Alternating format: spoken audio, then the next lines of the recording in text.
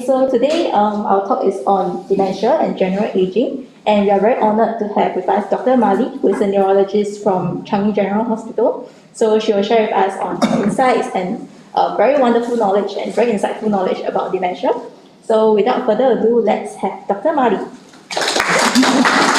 Thank you very much, everyone. I'd like first to thank our sponsor, Marlie, for having invited me. This is actually a very good, practical, and interesting topic. Also to Allium Healthcare, thank you very much for this venue. And I'd like to thank you all for coming. I hope you're one of those who want to prevent dementia or are caring for a demented patient. We will all learn together. You can ask questions after this talk. Okay, so let's start.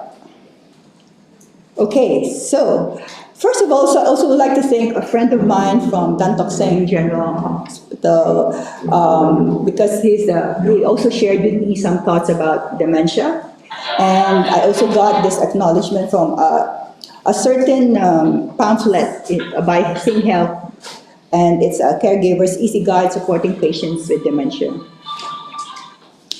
So, according to the World Health Organization, 55 million are living with dementia. 10 million of them, we have new cases every year. And the most common dementia is Alzheimer's, while the second most common is vascular dementia. I want you to remember this. There is no licensed treatment for vascular dementia as of now. So what is dementia? Dementia is a term used to describe impairment of brain function involving memory, thinking, and concentration, thus affecting the ability to process new information, problem solve, and make judgment. Let's debunk the misconception that dementia is actually part of normal aging. So that's not true, because you can be forgetful, but you're not demented. So how common is it? So it's estimated that 1 in 10 people aged 60 and above may have dementia in Singapore. In the year 2020, we had estimated 53,000 people living with dementia. This figure will increase to 187,000 by 2050. So neurological disorders like Alzheimer's disease, vascular dementia, Parkinson's disease, because Parkinson's disease, as they progress, they will have Parkinson's dementia, are now the 5th leading cause of disability according to the Singapore Burden of Disease report. So, who gets dementia? Dementia can affect anyone regardless of their cultures and educational background. So what are the modifier risk factors of dementia? So the modifier risk factors are the same as the chronic risk factors for stroke or for heart disease. It's diabetes, hypertension, and high cholesterol. But one of the modifier factors is that repeated head injury, which is severe head injury. So if you want to prevent yourself to having dementia, please take care of your head and not to bump it or to have any severe injury. So non-modifiable risk factors are family history, and you cannot choose your parents or your grandparents, right?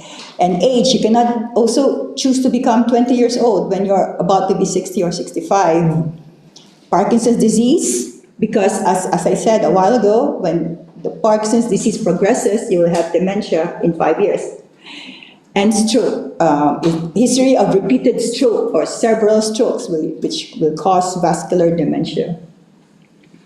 So the commonest cause, as I said, of dementia is Alzheimer's disease, and the second most common is vascular dementia. So Alzheimer's disease is a condition in which there is deposition of amyloid plaques and tau proteins with deficiency of neurotransmitters in the brain and progresses over a span of 8 years. So vascular dementia is caused by disruption of blood flow to the brain, and one type of which is the multi-infarct dementia, which occurs when blood vessels in the brain are blocked, leading to reduction of oxygen supply to the brain. These mini strokes accumulate over time and leads to vascular dementia. So you may ask, right, do young people get dementia? Oh yes, young people do get dementia, and young onset dementia is a new phenomenon observed in Asia. It can affect people as early as in their late 30s. So more aggressive than dementia in the elderly, young onset dementia results in a faster loss of cognitive abilities as the progression of brain cell death in younger people is usually more rapid. Now we have the symptoms of dementia. It's forgetfulness dementia. They're what we call normal aging as against dementia. So what is normal aging? When you actually able to function independently, such as managing your housework or finances, cooking and taking public transport and medications independently, then it's part of normal aging. When you occasionally forget, such as missing appointments, oh, I forgot the birthday of my wife, or once in a while you can forgive your husband, ladies, because that's part of normal aging. Yeah, occasionally forgets a date or but is able to remember after a while. Like, oh, what day is today? It's August 9, but oh, it's not August 9. Then you look at the calendar, oh, it's August 10. Then you pick it up right away. Then that's normal aging. Loses things from time to time, yeah? Like you say, oh, where's my key? Oh, where's the key of my house, right? Sometimes you do that. Oh, where's my wallet, right? That's the most common thing. It's normal aging, so don't get depressed that you might have dementia. And lastly, makes a bad decision once in a while, like the bad decision of like buying a car, but it turns out to be a bad decision because you don't have enough money for the car, so that's what it is. But dementia is a different thing, because it makes frequent and major mistakes which lead to the inability to live independently. So what does it mean? You cannot actually do your bank accounts, You cannot handle money. You cannot even go for a bus or go to bus or MRTs, You forget appointments, and this is the most difficult problem. You forget to pay your own bills, like it accumulates. You cannot, if you forgot to pay, I have to pay the public utilities, and you forgot it, but that's the most important thing of your life, right? And you lose track of the time and day, and then you say, in our hospital, when we ask elderly, do you know what month is this month? And they will say, oh, I don't know. And then you would have to cue them, and they still don't know, and then they get frustrated, and they will say, I don't know. So that's part of dementia. And misplaces items, sometimes putting valuables in strange places and being unable to find them. I have a patient, this is real true, this is a true thing, The shoes is actually put inside the refrigerator. Yeah, so it's funny, but it's real, and because they have dementia.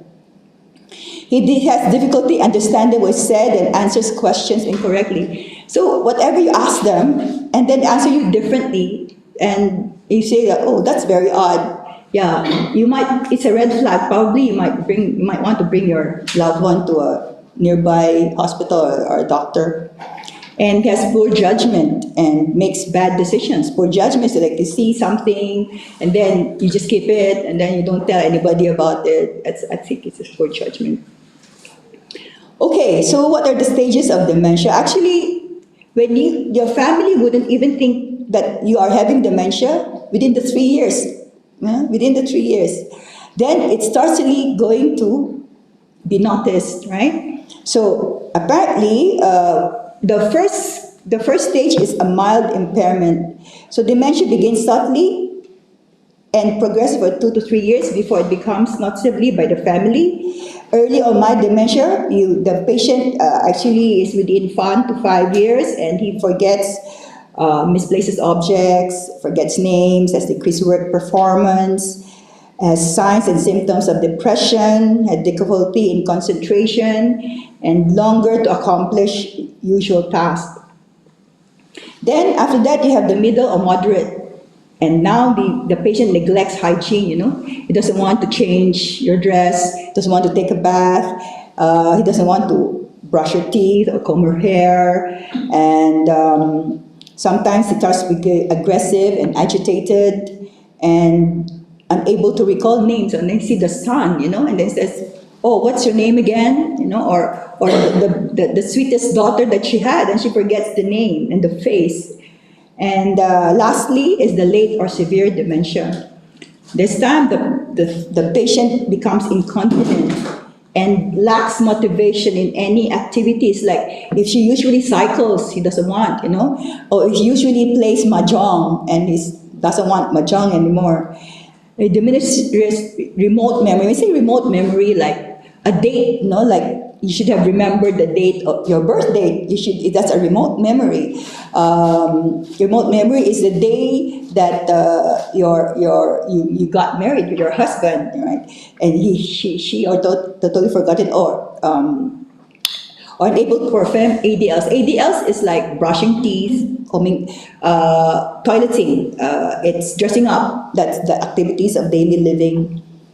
Then they also refuse to eat or drink. They just lie down. They don't have any activity at all, and starts to be uncommunicative. Like sometimes they just don't want to talk, and you try to ask them to talk, but they just mum. They don't say anything. All right. So, it is important to seek medical attention as early as possible. Why? Because medications may achieve a better effect when started on an early stage of the disease. So, the signs that your loved one may be suffering from dementia. So, forgetfulness such as being repetitive or behavioral changes, like repetitive, you've asked a question like, honey, are we going out today? Then you answered yes.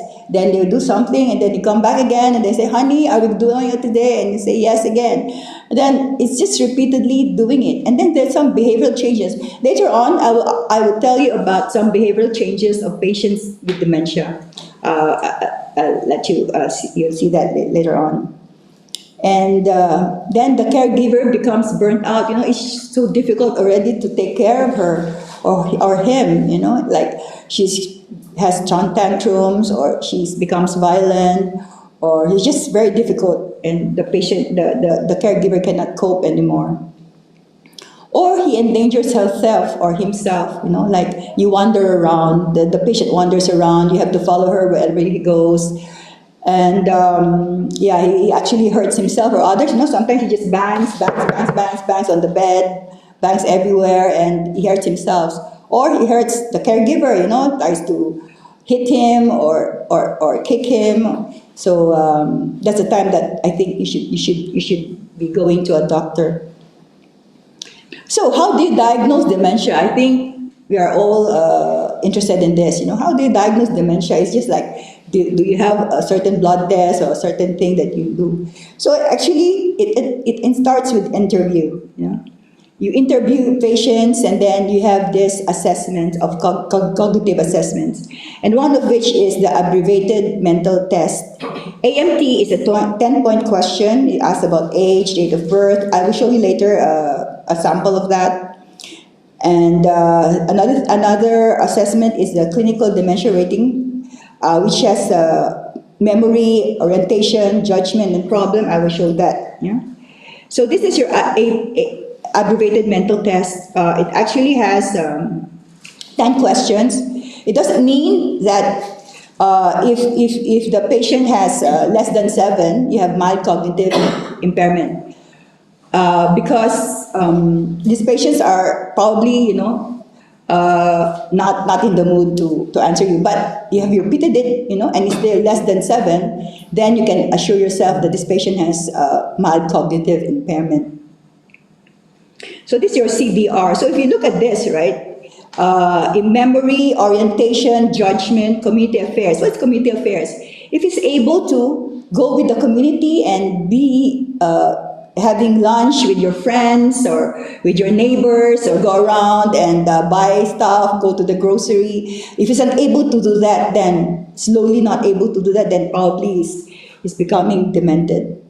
So what about home and hobbies? Hobbies, like he usually like croquets or cooks, or the hobby of like painting, and then suddenly he doesn't want to do it. Then you should be concerned. Why? Is he depressed, or is probably starting to have dementia? And the most importantly is personal care. Actually, we all want to take a bath every day or shower every day, but this patient would not want, he doesn't even want to dress up or not even want to even comb her hair. So he's like disheveled hair and yeah. So another assessment is your mini mental state examination. So this is extensively used in both clinical and research settings to assess cognitive impairment based on education adjusted cutoff scores. So what does it mean? So I'll just show you first what is MMSE. So these are you have 5 questions in one, just one line. It's a 5 question. What is the year? What is the season? What's the date of the week? What is the month? That's 5 questions already. And then you score 5. So total of which is 30.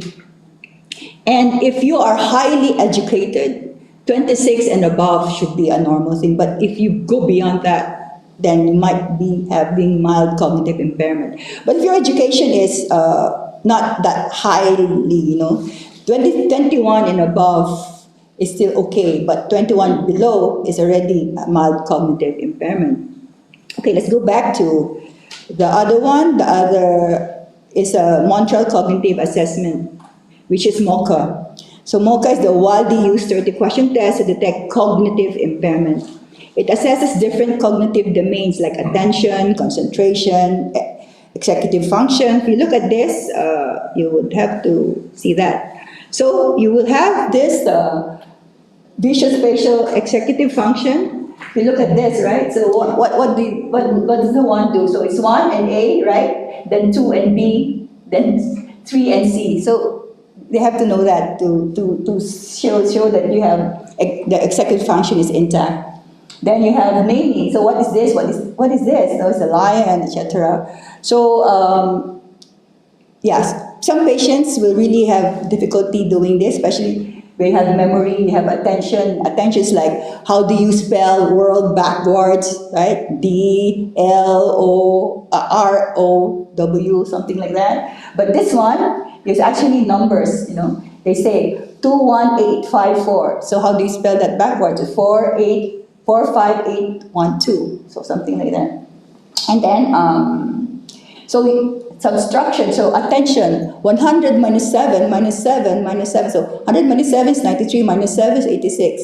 So they have to know how to answer that. Then language is considered like naming is one of them, So all this are assessor, you can assess if the patient has cognitive impairment.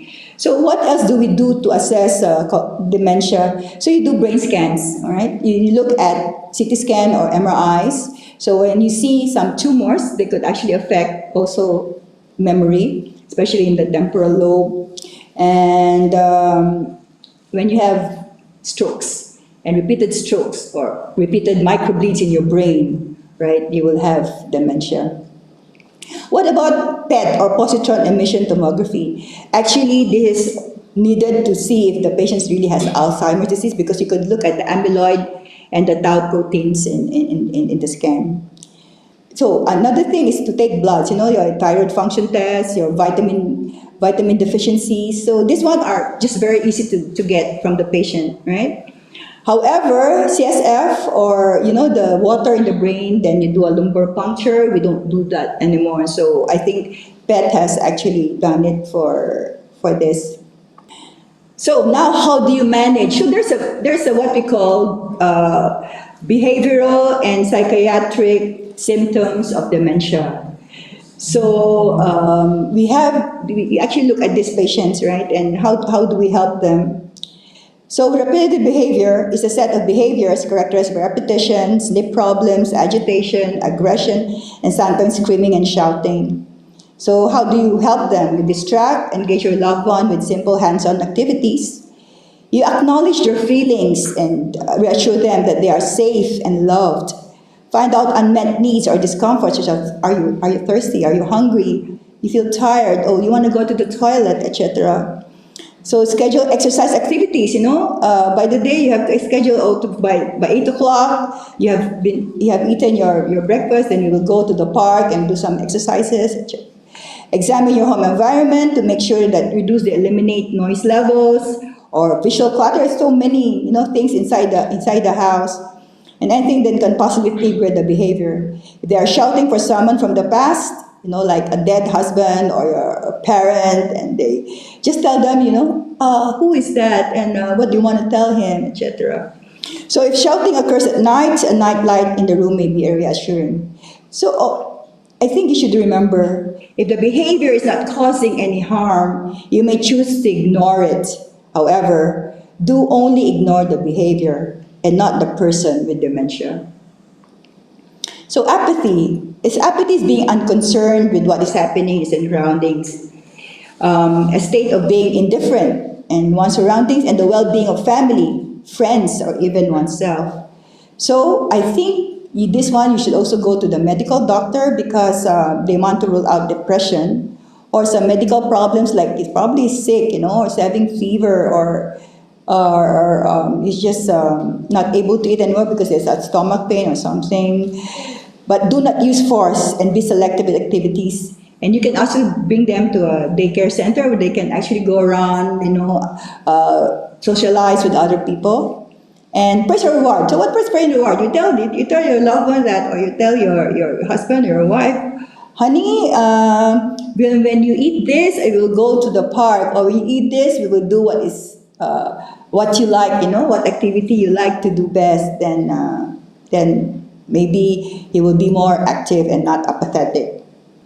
So we have about sundowning. So this is sundown syndrome. So a condition that describes a person with dementia becoming more confused, restless, or insecure in the late afternoon, which may continue until the night.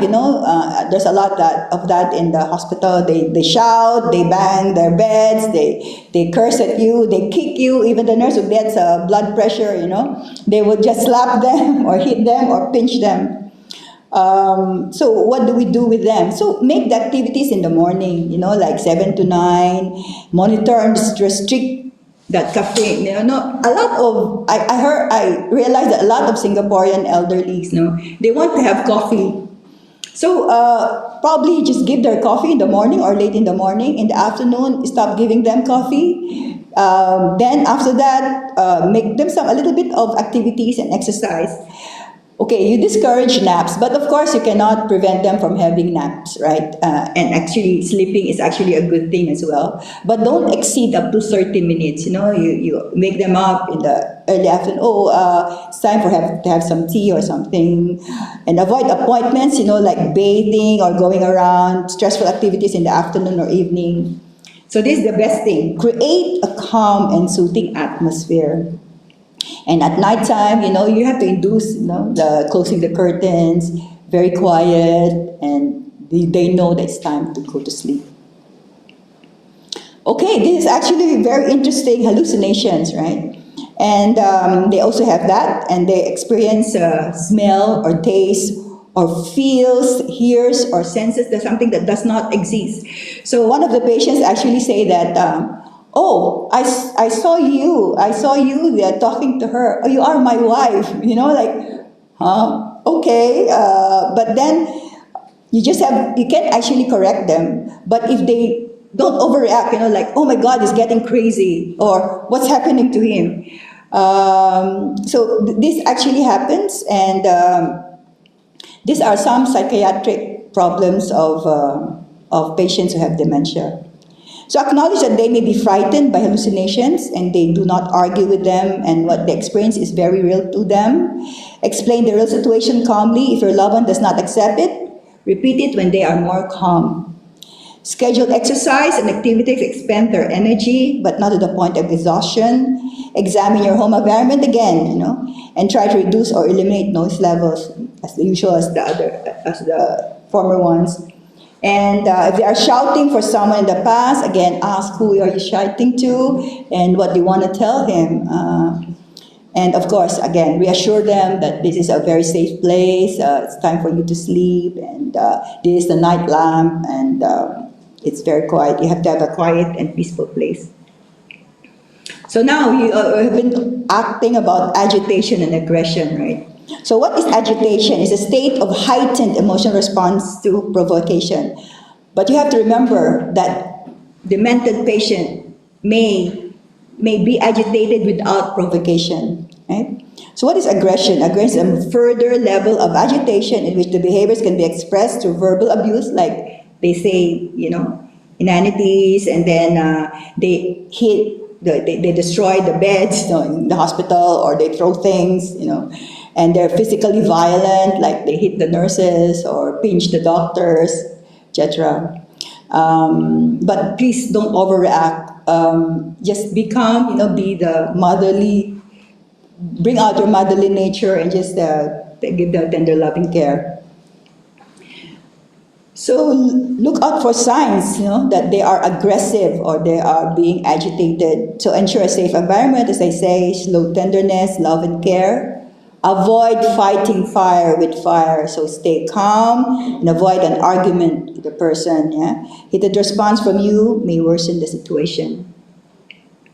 So another thing is the wandering behavior, like you see a loved one being lost.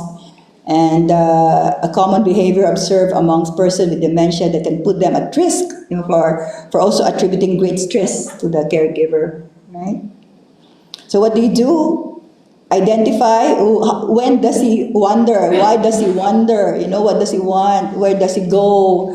So you give a record of that. Remove any obstacles that may hurt them, like coffee table or loose wires or toys. You ensure that they are being supervised and they're just nearby you. So reduce access to objects that may prompt or encourage them to wander, like handbags. Oh, that's my handbag, I'm going, or the key, to the house, and then they go off. Engage or distract them with simple and quiet activity for the earlier days that is familiar to them. Orient them over the course of the day. So you orient them. This is the house, this is your room, this is the toilet, and this is morning time, it's time for you to bathe or something like that. Okay, this also happens in the hospital, disinhibited behaviors, actions which may appear offensive, inconsiderate, and disrespectful. Most of the time, they take out their pants or their diapers, and don't overreact. Why? Because sometimes when one patient I asked, why are you taking off your pants, uncle? And he would say that, oh, because it's itchy, and it's not because she wants to show that. Yeah, or I made poo. They're just very uncomfortable with the poo, So just have to ask, what's making feel them taking off their pants or their diapers. Check with the doctor whether it's a physical illness, the side effects of medication, or discomfort that is causing such behavior. Explain the condition of loved one to others. Provide privacy and time for their needs discreetly. Adjust their wardrobe according to their needs, because as I said, it's itchy or it's tight, then they take off their pants. Consider buying pants without zippers so that it's easier to dress. If your loved one engages in inappropriate sexual behavior, gently remind them that it's improper and lead them to a place where it can be carried out in private. And try to distract them by keeping them occupied with activities. So how do we communicate? Because for us caregivers, how do you communicate to them? What's your nonverbal cues, right? Watch for signs of discomfort or distress, such as frowning, anxiety, Don't actually frown at them. Gently touching or holding the person's hand may provide a sense of tenderness, calm, and reassurance. So get the person's attention and minimize distraction. So convey clear messages. Use simple words and short sentences. Repeat your message or question or rephrase it in a way that your loved one can understand it. Avoid short forms like the millennials now use a lot of short forms, right? So don't use that with our demented patients. Use visual cues, like you want to dress up, you want to eat, So that's how you do it. And ask simple questions, Ask only one question at a time. Like for instance, do you want to eat? So the answer will be yes or no. But if you ask them we are going to the market, do you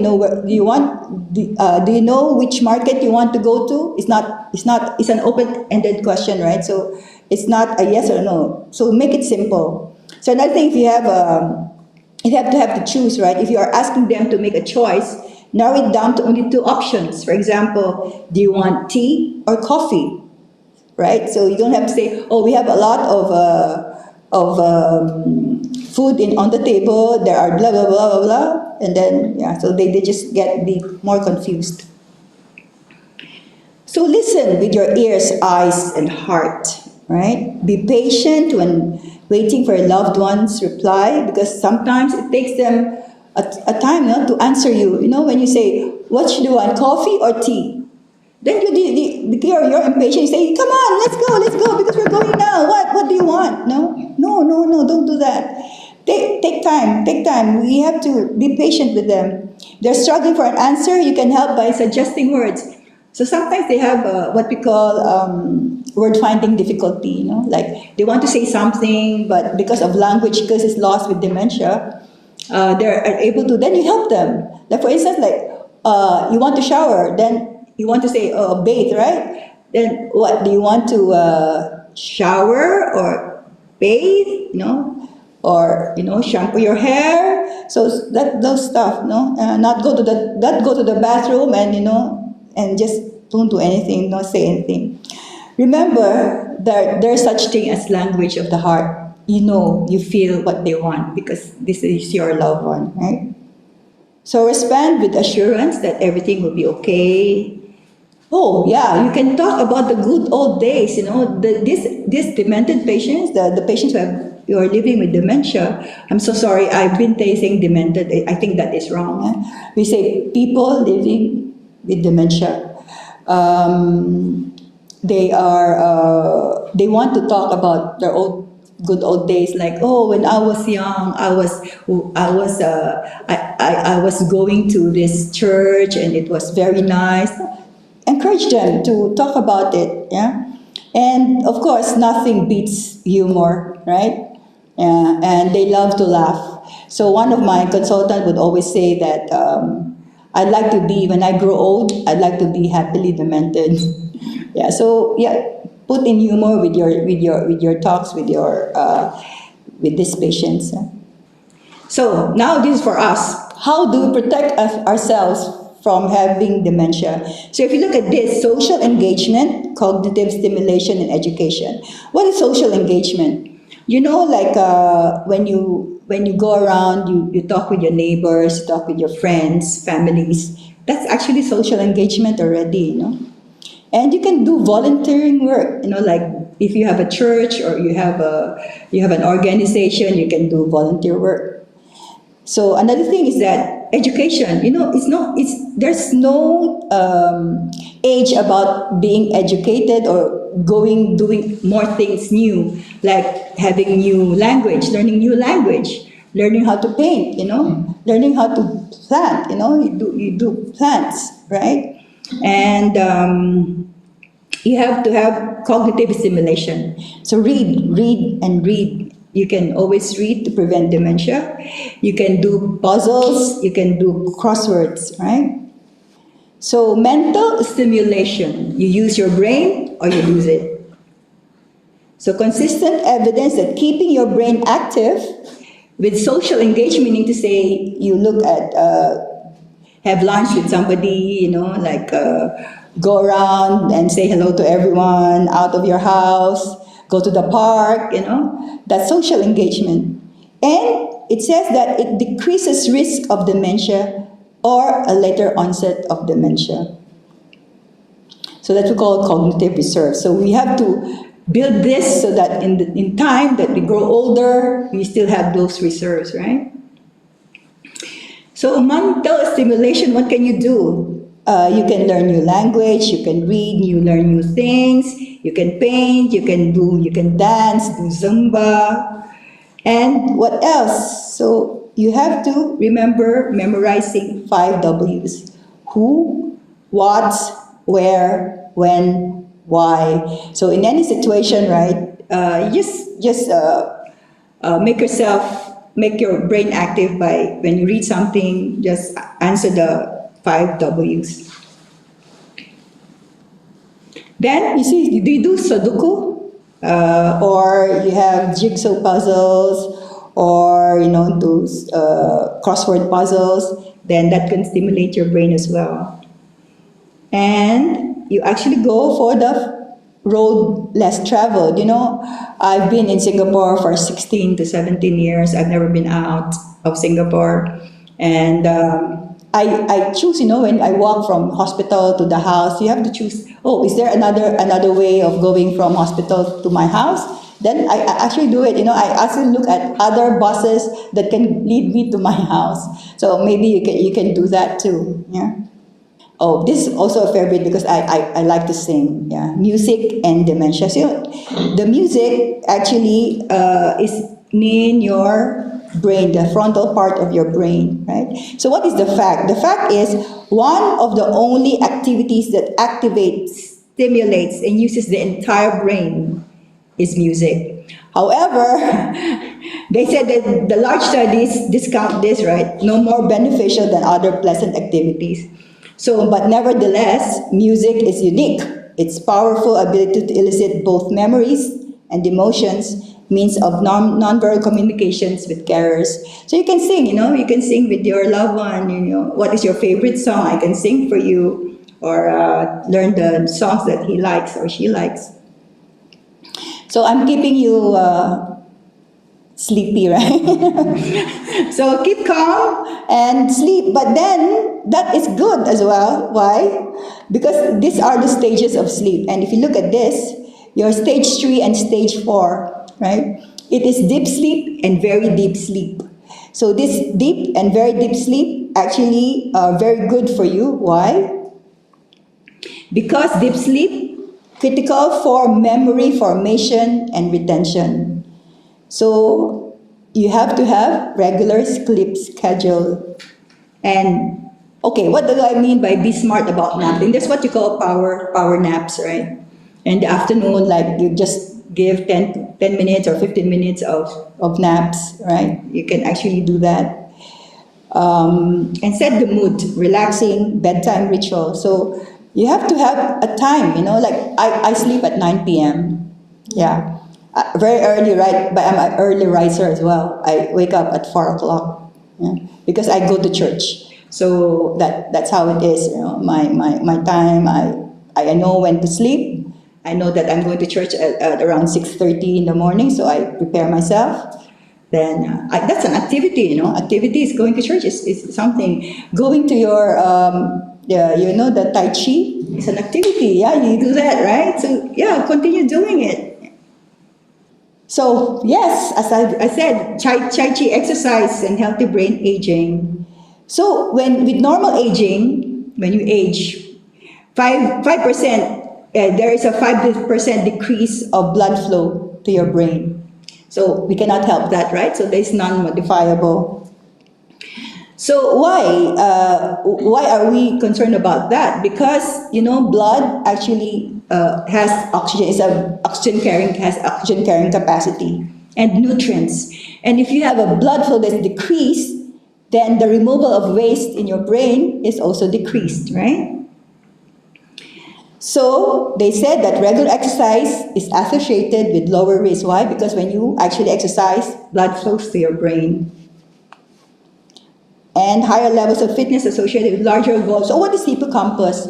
Actually, hippocampus is the area of your brain that is actually for learning and memory.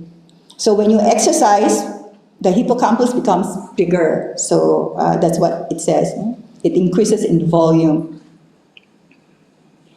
So, okay, this is another medical term. Exercise appears to stimulate growth of new capillaries. New capillaries means new blood vessels. In medical terms, angiogenesis. They actually form new blood vessels, and when you have formed new blood vessels, then blood flow is more, right? Another thing is to keep calm. We are all, I don't know how to call that in Singaporean term, like you're agitated, you're very anxious, Kanchong. Yeah. Let's not be kanchong, Let's be calm and stay positive.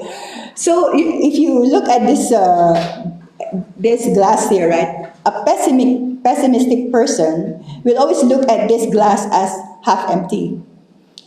So we are supposed to be positive and optimistic. No, this glass is half full.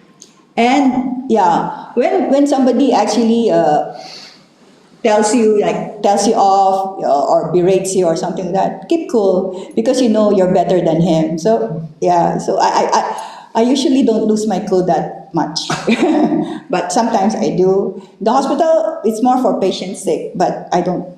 I just laugh at it, you know. You see, and so that actually calls for, if you are in contrast with having happy thoughts and thinking positive, being depressed is a risk factor for dementia. So when something happens to you that you don't like, right, just, take it chill, accept it as it is. You can do, every problem has a solution. That's what they said. So subjects with depression had higher incidence of mild cognitive impairment than those without depression. Subjects with depression had higher incidence of any dementia, including Alzheimer's and vascular dementia, than those without depression. And depression was the major risk factor for incidence of dementia and mild cognitive impairment. So moods and cognition. So identify your mood. Again, you either want to, actually being happy is a choice, right? You choose to be happy, you choose to be angry. So yeah, you just have to, probably for us to prevent to be being depressed, just choose to be happy. And if you feel really depressed, because depression is real, right? So that's why in South Korea, there's a lot of people who take their lives, even celebrities, when they're earning, they're beautiful, they have everything, and yet they're depressed. So when you think, you need to seek help, then don't be afraid, just do that. So this is the same healthy food choices, the Mediterranean diet, as for prevention of stroke or heart disease. So actually, this is a pyramid. Look at the below, the everyday one, right? It says be physically active, enjoy meals with others. Remember when we had COVID, and then you're not allowed to be eating with people. Right? And us doctors, we just go and eat in our small cubicle or small room, and we don't have to talk with anybody. Do you know that the mental health was actually very, very high, the mental problem of patients or people during COVID was very high. Right? So that's because you don't socialize, You have to eat. So you have to ask now, starting today, ask somebody to eat with you during lunch or during breakfast or during dinner, And try talking with them. It's good, It actually stimulates your brain. So again, everyday basic meal, right? This: vegetables, fruits, wholemeal, nuts, legumes, right? It's good for you. Often, at least twice each week, fish and seafood. Weekly, you should have poultry. Eggs. I think some scholars said that eggs can be taken every day. So because you can just eat the white, it's full of protein. And less often, meats and sweets. So I think this is what you want to ask, right? Supplements. What about supplements and antioxidants? So amyloid beta, which you see in Alzheimer's disease, is one of the toxic proteins in the brain that when it clumps together, they form plaques causing brain cells to die. So that's why they say antioxidant, right? Some suggestion that oxidative stress may be important in the development of AD. So as I said, right, this amyloid. Exogenous antioxidants appear to reduce the toxicity of amyloid in Alzheimer's disease brains. So, shall we go through what is the role of antioxidants? So they said vitamin E should not be used in the treatment of mild cognitive impairment and Alzheimer's disease because it has been shown to act on some toxic chemicals that may contribute to the damage seen in Alzheimer's disease. There is some evidence in recent years implicating vitamin E having potentially serious side effects and increased mortality. So if you look at all this, right, XX, so what is that XX? What about antioxidants with zinc or copper? So these are zinc and copper. showed no effect on cognitive performance. Vitamin E, no difference between vitamin E and placebo groups after first assessment. The first assessment was 5 to 6 years. And last assessment was 9.6 years, 9 years and 6 months. So what about beta carotene? You know what beta carotene? Those squash, the carrots, etc. Right? So beta carotene, no impact in short term, but in long term, they said supplementation mean global score is higher. So this one, so maybe up and maybe down. So which means say that in the long term it's good, but the short term they don't see any effect. So again, this vitamin E and beta carotene supplementation were not associated with slower rates of cognitive change. There's a change in vitamin C, but it was not associated with cognitive change over time. So in over time, long term, it doesn't. But look at this, the two checks. It's a complex antioxidant blend, and it composes 34 elements. With follow-up of 4 months showed improvement of 50-part paired association test and 20-word immediate recall. And also a follow-up of 6 years and better episodic memory scores. Yeah, so it should be complex antioxidant blends which compose of 34 elements. So we asked about vitamin D. The doctors would always tell you that I will give you vitamin D for your nerves, right, and for your brain. Okay, so what did they say? Supplementation were not associated with slower rates of cognitive change. So what about folate and vitamin B complex, right? What I said about a while ago. So there's no significant difference with placebo group. Follow up on 2 years or 8 years. So they actually followed up patients 2 years, no change. 8 years, still no change, right? But one study showed an improvement with memory and sensory motor speed, meaning today you're more active, because when you have dementia, you're kind of slower.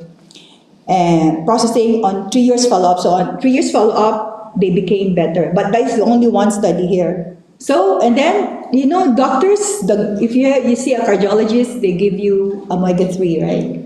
And it's mainly for triglycerides that's high. So omega-3 is now being used when patients have high triglycerides.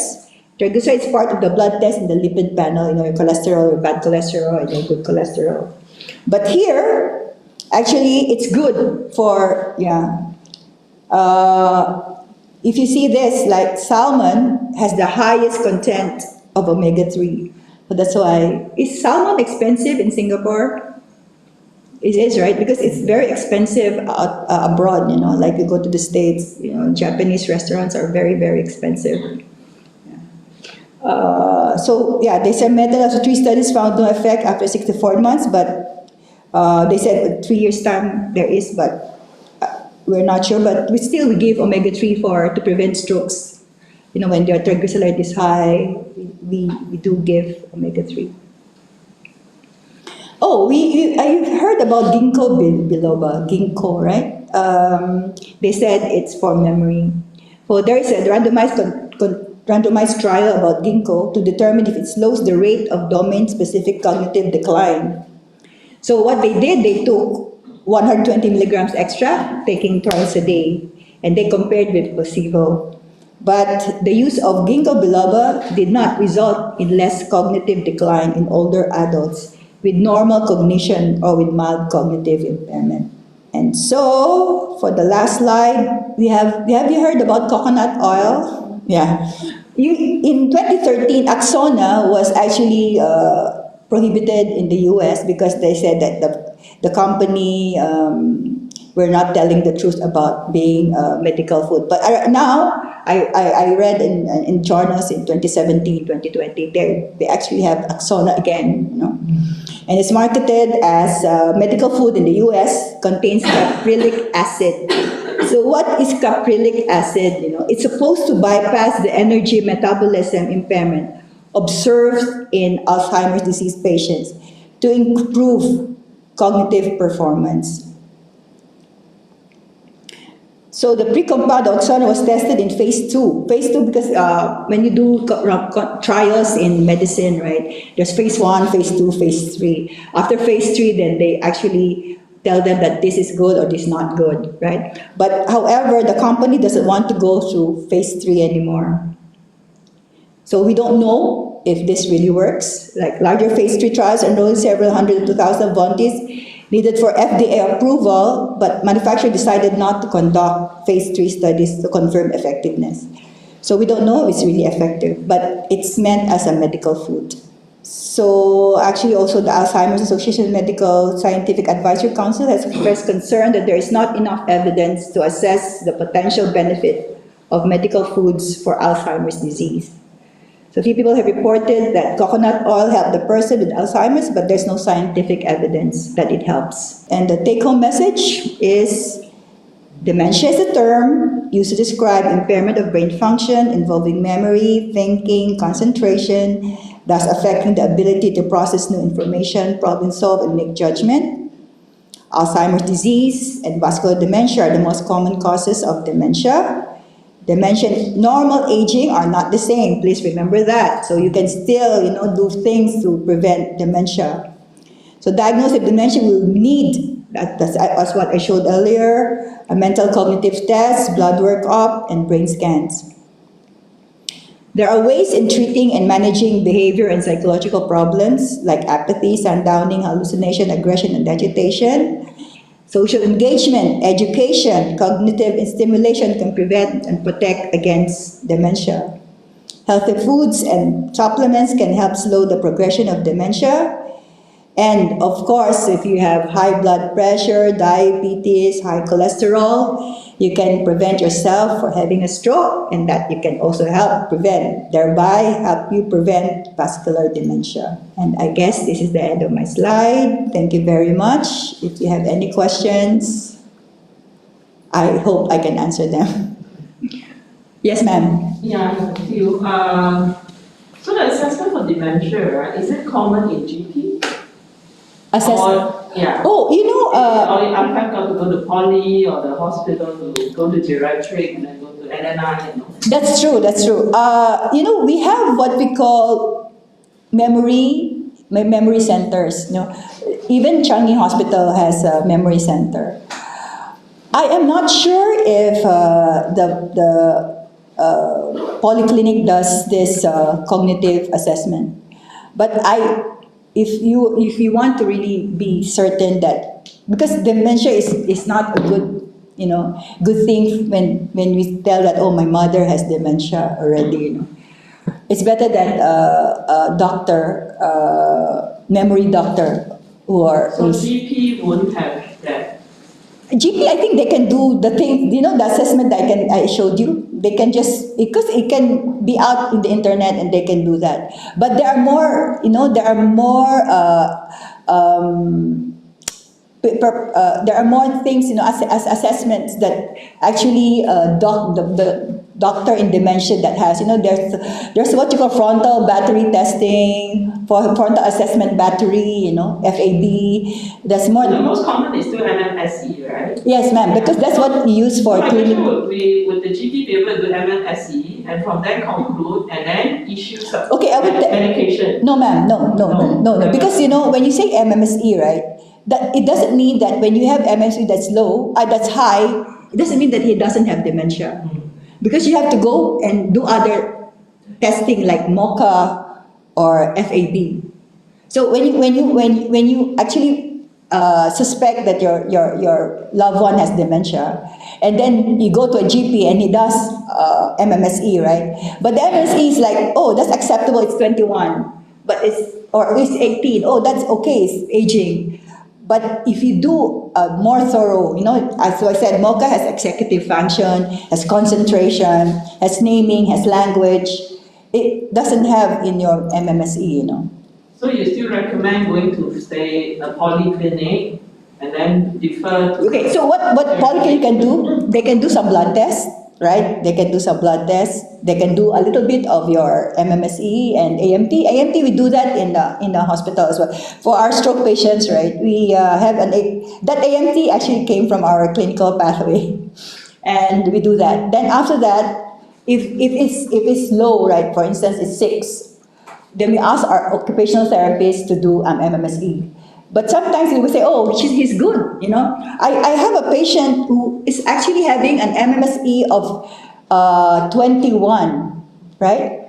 Are you sure? Because at night, he's actually like very, you know, agitated, aggressive. So then the nurses complain to us, right? So I told our OT, why don't you do a MOCA? You know what's the grade of the MOCA? It's 13. So it's really very diverse, no? Yeah. So we can, but if you are very highly suspicious of dementia, usually the polyclinic, that's what they do. They actually refer to neurology, but after that, because I'm not really a dementia expert, I usually refer to our memory clinic or who's in charge of the one who's experts. Like Dr. Adeline is from Tantokseng, yeah, which is my friend, and yeah. So if you have the MOCA, you have the MMSE, right? Yes. Can it determine a certain phase of the dementia? Is it still important to do an MRI because it costs so much, right? I understand. Yeah. Yeah. So, but that MRI is actually why is she demented? Because sometimes you can treat that. So one of which is like vascular dementia. Why is she demented, right? Then maybe yes, repeated silent strokes. Silent strokes you cannot really know because they don't know that they don't have left-sided weakness or they didn't go to the hospital for. So that and then you can treat that by giving antiplatelets. But if you just treat as dementia, then how would you know that it's treatable? You know, like for instance, tumor at the certain part of your brain that is for memory, which is temporal lobe or your medial frontal lobe, right? So you won't know unless you do the scans. But of course, you can CT scan is cheaper than MRI. Then probably you say, can we do a CT scan first, and we'll see if there is some suggestion. And then you have one slide, the phases of dementia, right? Yes, ma'am. And the symptoms, right? Yeah, yes, ma'am. Is it possible to cross, that means Faster. there's some of the mild symptom and then there's one or two of the high, you know? Yeah. Then how do you classify it? So if actually you say there's mild, but then you already have this severe, then this is severe. Then it's Yeah. And then your sundown and the Sundowning, ma'am. oxygenation, Yes, ma'am. Yeah. Those are never mild already, right? That is already Yes. moderate or Yes, that's the patient that we had, you know, that MMSE was 21, then, but his sound downing, then the MOCA was 13.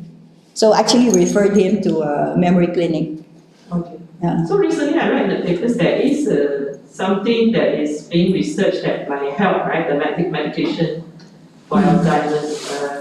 For Alzheimer's disease, is it? Is it true?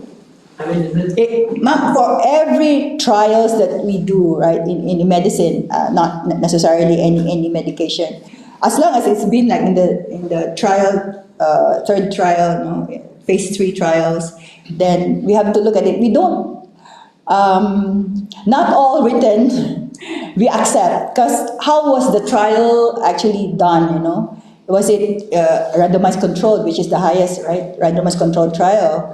How many was the population of that, the population of that, of the study? Is it like just 5 or 10 or 100? Yeah. Is it 1,000, which is more acceptable? Yeah. So I mean, we have to be judicious and look at the study itself. So I'm not sure about that. Thank you. Any more questions? So, Dr. Marlie, you're talking about sundowning, right? Yes, ma'am. Usually suggest by using the light for treatment. Can you elaborate more on the light? You on the light or you actually dim the light? Oh, yeah. So for sundowning, you have to dim the light. So it's a night lamp. So it's not like yeah. So if he would actually think that, oh, it's time to go to sleep. It's nighttime. You know, I should not be so alert, awake. Right. Okay, so thank you very much for your kind listening and attention, and maybe give to our sponsors for some word. Yeah. Thank you, Doctor. Thank you. Okay. Can I just invite all of you to maybe take out your phones and scan this QR code to complete a survey about the talk? And then you can also share about if you have any talks you would like to, any topics you would like to hear about in the future, you can let us know as well. So moving on, so we are from Moliak. I mean, me and my colleagues at the back, we are from Moliak. But in case most of you haven't heard about us, just wanted to share a bit about us. So we are a biopharmaceutical company in Singapore. We have been around since early 2000s, so around 20 years already. And our headquarters is in Singapore, but we do have offices all over the world. So currently we have partnerships and distributors in over 35 countries all over the world. So our products actually reach over close to 40,000 patients every year. Yeah. So we have two products in our portfolio. One of our products is called NeuroAid. This is our flagship product, and we have newly launched product just last year. And both of these products help to support neurological functions, meaning the brain functions, the brain cells that help us to function every day, and then also for age-related mental and cognitive abilities. So these are multi-herbal products. They consist of a blend of natural herbs, and these herbs, they have been scientifically researched, and they have established mechanisms of action, meaning how they work is actually researched and established, and they have multiple properties to target the very complex happenings in the brain. So what are the benefits of these two products? They actually help to improve cognitive functions. So what are cognitive functions? Basically, these are like our thinking, reasoning, and these help us to function every day. And in turn, this will actually help to improve our quality of life. Yeah. So for the first product, it contains 9 natural ingredients. And then the second product, Cognivate, it contains the active extraction of 3 ingredients. Yeah. So if you would like to know more about these products, you can actually visit our product websites online. Yeah. Okay. And then just a bit of publicity.